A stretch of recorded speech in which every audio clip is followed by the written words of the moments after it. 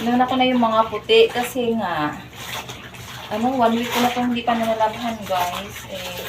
Kasi nung nakaraan, ilang piraso lang. Tapos ngayon, nadagdagan kaya nalabhan ko na siya. Para hindi naman aksayado sa titipid kasi ako, guys, sa sabon.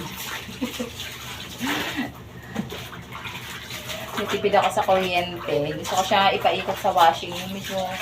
Medyo marami-rami na siya.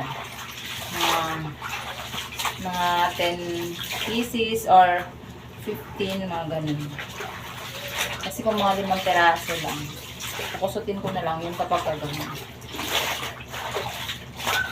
Ganun naman, guys. Mahal ngayon ang kuryente. Tsaka, madami akong mga bayarin. So, may mag-aaral pa akong mga anak. Bilihan pa ng mga gamit. Wala pa akong pambili actually. So, pero, di naman ako dapat malungkot kasi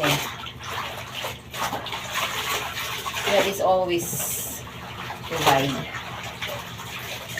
Akala lang natin, wala tayong pambili. Pero pagdating ng oras, meron naman pala. Ayan, naman talaga ang buhay.